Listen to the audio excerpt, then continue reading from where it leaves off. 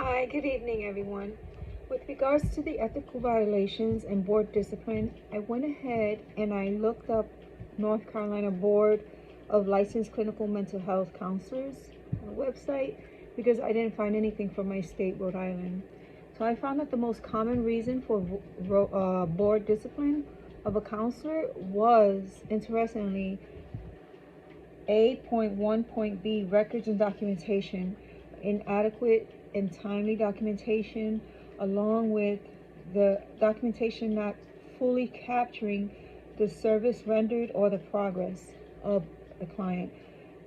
That took me aback when I saw that as a very common violation. I say that because currently I work as a substance abuse clinician at a community health center. And I literally have clients back to back to back, and I'm supposed to do concurrent note taking, but I don't do that because I find it interrupts the therapeutic alliance or me being able to give the client my full attention. So that was interesting to see that was a huge violation or common. Another common theme that I found as far as for board discipline was dual relationships. Having a dual relationship where the counselor knew someone from a game, or they knew the child of the parent that they were servicing in treatment, and they did not properly inform the supervisor or consult about that. And so that was another common theme for board discipline. One of the most recent cases that I looked at was for January of 2022, and what this involved was a counselor had a private office practice with another counselor who was on medical leave. So this counselor opened up the mail of the counselor on a medical leave, and it was a subpoena.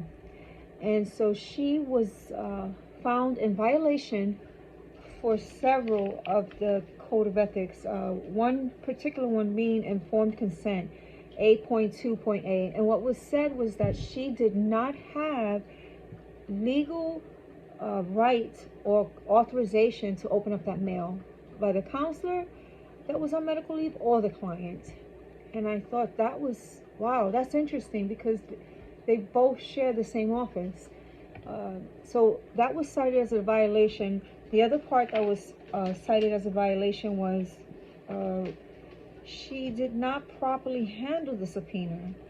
She did not inform the counselor that was on a medical leave in a timely manner about that.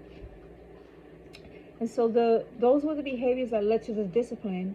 And what winded up happening, what was the recourse or the outcome, was her license was suspended for a year, and she had to complete 12 hours of continuing education focusing on these issues, specifically also with regards to handling a subpoena. So that was that. And then as far as the violation that the code of the state that was violated, it was section 4 of the code with regards to professional relationships. What does the ACA Code of Ethics and my state code say about counselor impairment? So the ACA Code of Ethics says that one must monitor themselves for any signs of impairment and refrain from offering or providing professional services, also to assist colleagues that they may think are experiencing that. And that's the same thing that the state code dictates. That to me was interesting. I have a question regarding that, because it would mean that the counselor would have to stop working.